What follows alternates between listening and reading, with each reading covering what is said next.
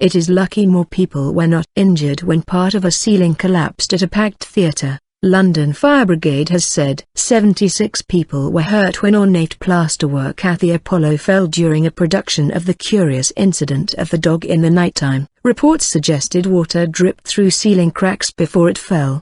The Met said there was no criminal act involved, while Westminster City Council is investigating what happened. Horrific. The local authority confirmed the 112-year-old theatre's health and safety checks were up to date. A structural assessment report is expected later. Nickie Aiken, cabinet member for community protection, said, as a precaution, all historic theatres are carrying out further safety checks. She said she could not speculate on how long the investigation would take. One line of inquiry will be the effect of adverse weather on the Grade 2 listed building on Shaftesbury Avenue.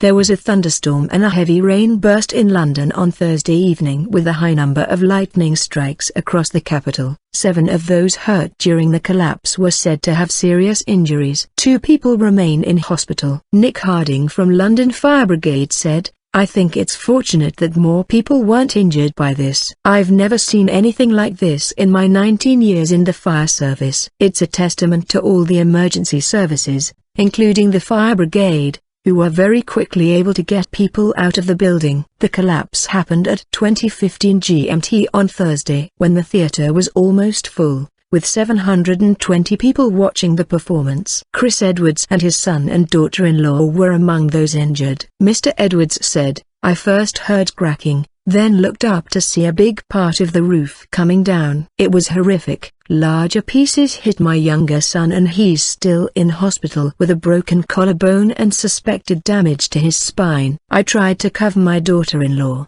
who is pregnant, to protect her, but some of the debris fell on her back. Thankfully she and the baby are safe. I have cuts and bruises myself, but we believe we have been very lucky. But I am really angry about this too. It was so lucky that someone wasn't killed." Dermot Kavanagh was sitting in the balcony. "The whole row stood up and there were suppressed murmurs and shrieks, and shortly after that there was this large ornate ceiling rose with a chandelier in the middle just came down and a huge brownish-grey cloud of dust came up from the stalls," he said. 3 London buses were commandeered to take patients to hospital. Mickey Gilroy, from the Arriva London Bus Company, said, "For most drivers, something like this is a once-in-a-lifetime situation. When they come into work today, they will get commendations and be thanked for last night. They have done a brilliant job." One of them, Ibrahim Shah, said, "I was very proud that I was able to help take the injured to hospital." London Mayor Boris Johnson said the response of the emergency services had been exemplary and that the West End remained open for business. Mark Haddon, author of the book on which the play is based,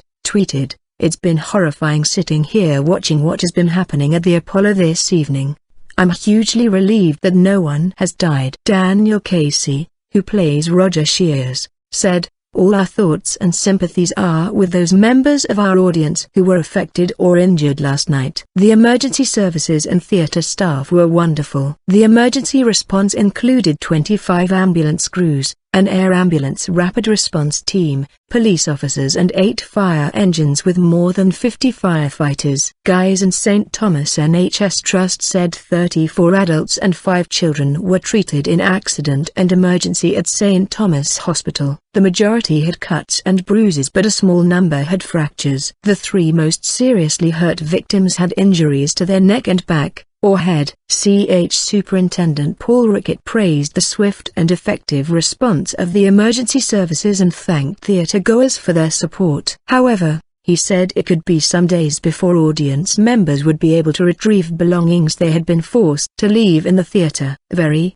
very rare." Nomax, the theatre's owner, described the incident as shocking and upsetting and said its thoughts are with the audience and staff. Maura Samuel, from the theatre's trust, said, "This was a very, very rare thing to have happened. The public should be completely reassured that all the theatres in the West End are safe."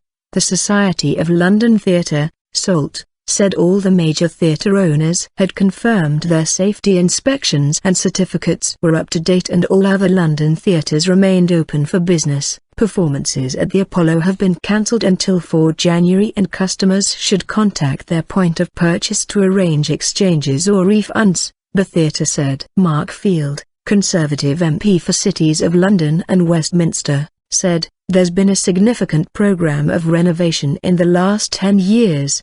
But given that we've got 40 or 50 theatres in the whole West End, clearly it won't have applied necessarily to every one of them."